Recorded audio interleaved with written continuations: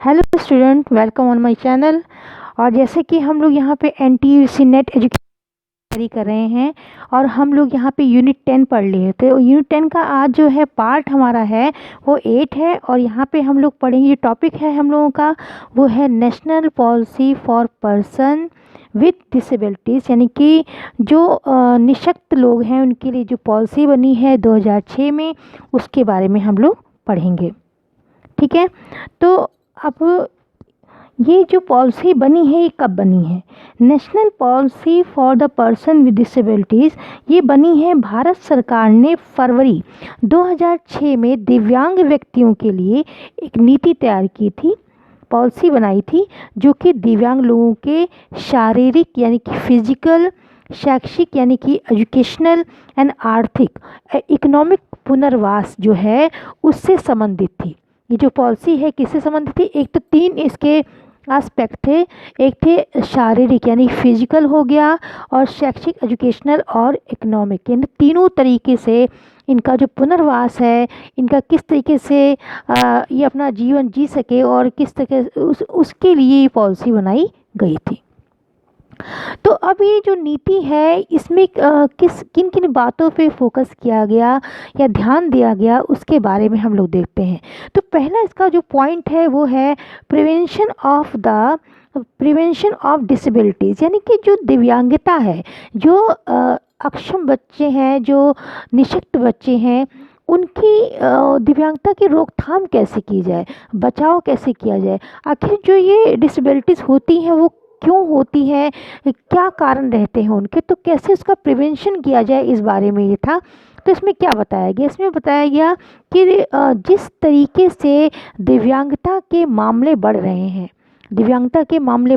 हैं और किस तरीके से उन्हें रोका जाए, यह नीति जो है नीति बीमारियों को रोकने के लिए कार्यक्रम बनाने पर जोर देता है।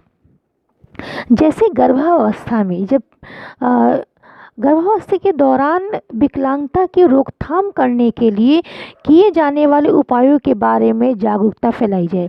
जैसे कि बहुत सी चीज़ें होती हैं, कभी कभी बहुत सी चीज़ें होती हैं कि गर्भावस्था के दौरान जैसे माँ है उसको पता नहीं है कि क्या क्या पोषक तत्व लेने हैं, क्या क्या चीज़ें लेनी है जो कि उस बच्चे के विकास के लिए ज़रूरी है, और कौन कौन सी दवाइयाँ लेनी है, ये सब उनको पता नहीं है, जिसकी वजह से जो बच्चा होता है वो उसमें कभी कभी जो माँ होती है वो अच्छी तरीके से खाने पीने का नहीं कर पाती है, या जो विटामिन सी या मिनरल ज़रूरी है वो नहीं ले पाती है, तो उसकी कमियों के वजह से बच्चे में विकलांगता आ जाती है। तो इन सब की चीज़ों की रोकथाम करने के लिए, गर्भावस्था के दौरान विकलांगता की रोकथाम करने के लिए किए जाने वाले जो उपाय हैं उनके बारे में जागरूकता फैलाई जाए, जो जानकारी है, जो इन्फॉर्मेशन है वो फैलाई जाए, ताकि ऐसी जो इस वजह से जो विकलांगता हो जाती है वो ना हो। दूसरा पॉइंट पे आते हैं। दूसरा पॉइंट है कि पुनर्वास के उपाय, यानी कि जो उसमें उपाय करने हैं कि क्या क्या रिहेबिलिटेशन में जो मेजर है, यानी कि जो उपाय हैं उनको देखते हैं। तो इसमें क्या है, इसमें 3 तरीके के बताए गए हैं। जैसे कि ये मैंने पहले ही इसको बताया है कि इसमें 3 चीज़ें देखी जा रही हैं, फिजिकल देखी जा रही है, शैक्षिक देखी जा रही है और इकोनॉमिक रूप से देखा जा रहा है।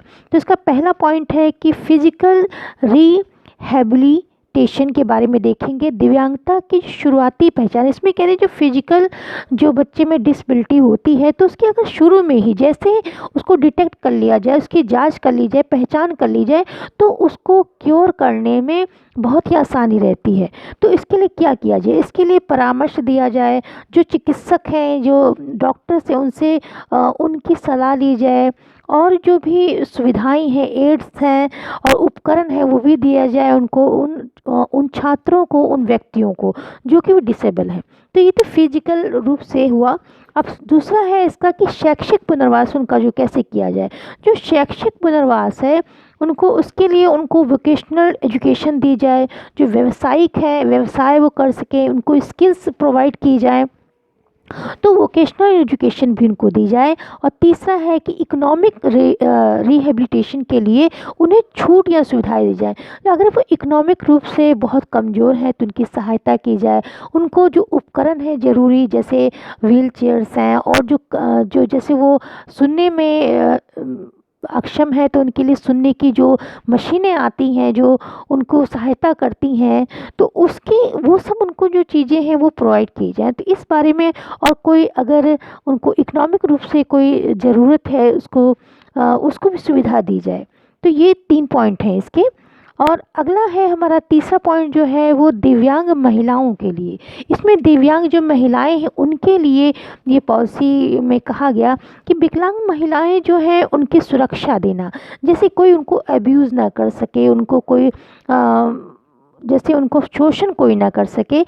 इन महिलाओं की आवश्यकताओं को देखते हुए शिक्षा और रोजगार, शिक्षा, रोजगार और अन्य पुनर्वास सेवाओं को प्रदान करने के लिए कार्यक्रम विकसित किए जाएं तथा कुल, एक बात तो ये हो गई। दूसरी बात है कि कुल लाभार्थी, जितने भी के लाभार्थी हैं, उनमें से जो दिव्यांग महिलाएं हैं उनको कम से कम 25% की स्थान सुरक्षित होने के लिए सुनिश्चित किए जाएं। तो ये आपको ज़रा ध्यान देना है कि जो विकलांग महिलाओं के लिए 25% स्थान सुरक्षित करने की बात कही गई थी। अब अगला पॉइंट है, 4 पॉइंट हमारा है कि विकलांग बच्चों के लिए क्या कहा गया। विकलांग बच्चों के साथ, यानी कि चिल्ड्रन विद डिसेबिलिटीज़, या जो बच्चे विकलांग हैं उनके बारे में है कि सरकार का प्रयास होगा, सरकार ये कोशिश करेगी कि जो दिव्यांग बच्चों की देखभाल है, संरक्षण है, सुरक्षा है, सुरक्षा का अधिकार सुनिश्चित हो, और शिक्षा, स्वास्थ्य और व्यावसायिक प्रशिक्षण के लिए समावेशी और प्रभावी पहुंच हो। यानी कि ऐसे बच्चों के, डिसेबल बच्चे हैं, उनकी शिक्षा तक, स्वास्थ्य, अच्छे स्वास्थ्य तक और व्यावसायिक प्रशिक्षण के लिए समावेशी और प्रभावी उनकी पहुंच हो, आसानी से वो ये सब चीज़ें प्राप्त कर सकें। और विकास के अधिकार, जो भी विकास के अधिकार के साथ साथ विशेष आवश्यकता वाले या जो गंभीर रूप से दिव्यांग हैं, जिनको कि बिल्कुल भी चलने फिरने में असमर्थ हैं, उनकी सुरक्षा सुनिश्चित की जाए। अब 5वां पॉइंट है आपका कि बाधा मुक्त वातावरण, यानी कि बैरियर फ्री इन्वायरमेंट हो। ऐसा इन्वायरमेंट उनको दिया जाए जिसमें कि उनकी हर तरीके से उनका डेवलपमेंट हो, और वो किसी तरीके से हीन भावना उनके मन में, हीन भावना से वो ग्रस्त ना हो। बाधा मुक्त वातावरण का लक्ष्य क्या है। बाधा मुक्त वातावरण का लक्ष्य है कि उन्हें ऐसा वातावरण देना कि वो स्वतंत्र रूप से अपने कार्य कर सकें। जो भी कार्य कर रहे हैं, दैनिक जीवन में जो कार्य कर रहे हैं, यदि किसी व्यवसाय में लगे हैं, जो कुछ भी कार्य में है, तो वो स्वतंत्र रूप से कर सकें और सार्वजनिक रूप से उपयोग करने की, जैसे इमारतें हैं, बिल्डिंग्स हैं, वो मेट्रो स्टेशन पे जाते हैं, हॉस्पिटल्स में जाते हैं, स्कूलों में जाते हैं, तो ऐसे स्थानों में, और परिवहन जो प्रणालियाँ हैं वहाँ पे वो जाते हैं, तो उनको बाधा मुक्त वातावरण बनाया जाए कि इस तरीके से उनका जो स्ट्रक्चर है, जो बिल्डिंग्स हैं, इमारत हैं, जो भी स्कूल से, इस तरीके से स्ट्रक्चर उनका बनाया जाए कि ऐसे लोगों को सुविधा हो सके। यानी कहने का मतलब यह है कि वहाँ पे जो रैंप होते हैं, इस तरीके से जैसे सीढ़ियों से नहीं जा पाते हैं, तो रैंप की सहायता से आसानी से जा सकें।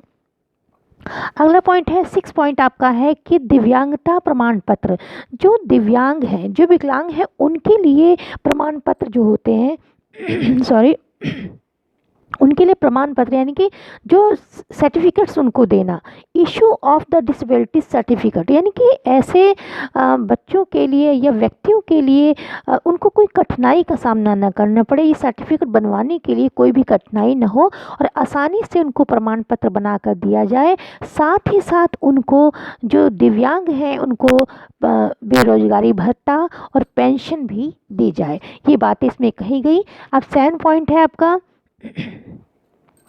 कि promotion of non government organisation, यानी कि जो एनजीओ होते हैं, कुछ गैर सरकारी संगठन यानी एनजीओ मानव संसाधन विकास और अनुसंधान गतिविधियों में कार्य कर रहे हैं। यानी कि जो एनजीओ हैं वो डिसेबिलिटीज़ जो व्यक्ति हैं, डिसेबल जो व्यक्ति हैं उस क्षेत्र में काफ़ी अच्छा कार्य कर रहे हैं और उनकी सुविधाओं का, उनके विकास के लिए काफ़ी कार्य कर रहे हैं।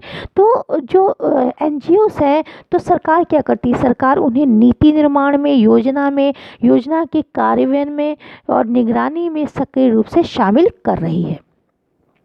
अब 8 पॉइंट आपका है कि collection of the regular information of the person with disable. जो भी डिसेबल व्यक्ति हैं या उनके बारे में इंफॉर्मेशन, उनकी क्या संख्या है या किस तरीके से उनके दिव्यांग व्यक्तियों के बारे में जो डाटा है संग्रह करना और उसका विश्लेषण करना, ये भी उस नीति में, इसमें कि 2006 में जो नीति बनी है उसमें ये बात कही गई। अब 9 पॉइंट है आपके कि शोध किया जाए जो विकलांग व्यक्तियों के जीवन की गुणवत्ता में सुधार करने के लिए कि उनके जीवन को किस तरीके से हम एक कोशिश कर पाएँ, इस तरह से हम कर पाएँ कि वो सुचारू रूप से अपना जीवन जी सकें। जीवन की गुणवत्ता में सुधार करने के लिए उनके सामाजिक और आर्थिक और सांस्कृतिक संदर्भ में दिव्यांगता के कारण कि आखिर जो ये प्रॉब्लम आती है, जो ये दिव्यांगता आती है किस कारण से आती है, उनकी शिक्षा पद्धति कैसी, किस तरीके से उनको पढ़ाया जाए, किस तरीके से उनको शिक्षा दी जाए, किस तरीके से उनकी स्किल को डेवलप किया जाए, उनके विकास पर अनुसंधान किया जाए। तो इस क्षेत्र में जो रिसर्च हो इस पर भी यहाँ पे फोकस किया गया। आपका 10वां पॉइंट है कि sport recreation and the cultural life. यानी कि जो भी दिव्यांग बच्चे हैं या व्यक्ति हैं उनको स्पोर्ट में यानी कि खेलों में, सांस्कृतिक गतिविधियों में भाग लेने के लिए प्रोत्साहन दिया जाए। अब ये हमारे जितने भी पॉइंट्स से पूरे हुए हैं। अब हम देखेंगे कि जो नीतियां हैं उसको हम इम्प्लीमेंट कैसे करते हैं, उसका वो कैसे इम्प्लीमेंट होता है उसका, तो और कौन रिस्पॉन्सिबल है उसके लिए, ये देखेंगे। तो पहला इसका पॉइंट है कि जो सामाजिक न्याय और अधिकारिता मंत्रालय नीति के कार्यान्वयन से संबंधित सभी मामलों का समन्वय करने के लिए नोडल मंत्रालय, इस मंत्रालय को विशेष रूप से आप ध्यान रखेंगे, नोडल मंत्रालय होगा। साथ ही अंतर मंत्रालय निकाय का गठन किया जाएगा किसके लिए, इन जो नीतियां बनी है इनको इम्प्लीमेंट करने के लिए। सेकंड पॉइंट है कि जो एनजीओ हैं या दिव्यांग लोगों के संगठन हैं, विशेषज्ञों और पेशेवरों सहित सभी हितधारकों को इस निकाय में शामिल किया जाएगा। ये आपका सेकंड पॉइंट हो गया। थर्ड पॉइंट है कि राज्य स्तर पर यानी कि जो स्टेट लेवल पे है, यानी कि राज्य स्तर पर और केंद्र स्तर पर जो विकलांग हैं उनके लिए मुख्य आयुक्त और राज्य के जो कमिश्नर हैं और अपनी वैधानिक जिम्मेदारियों के अलावा राष्ट्रीय नीति के कार्यान्वयन में महत्वपूर्ण भूमिका निभाएंगे। चौथा पॉइंट है कि पंचायती राज को भी शामिल किया जाएगा, क्योंकि पंचायती राज में जो लोकल बॉडी है वो किस तरीके से वहाँ के जो डिसेबल बच्चे हैं उनको और डिसेबल बच्चों के लिए स्पेशल स्कूल खोले गए हैं, उनके लिए किस तरीके से कार्य हो रहा है, तो इसको डील करने के लिए पंचायती राज को इसमें शामिल किया गया है। और पाँचवां पॉइंट है कि हर 5 साल के बाद राष्ट्रीय स्तर पर विचार विमर्श होता है, इस क्षेत्र में सम्मेलन होता है तथा समीक्षा की जाती है, रिव्यू दिया जाता है कि क्या क्या इसमें सुधार हुए हैं, नीतियों में कहाँ कमियां रह गई हैं, इन सब के बारे में समीक्षा होती है। तो माय डियर स्टूडेंट, अब ये टॉपिक यहाँ कंप्लीट हुआ है। अगर आपको कोई चीज़ समझ नहीं आई है तो कमेंट के द्वारा बता सकते हैं। So thanks for watching.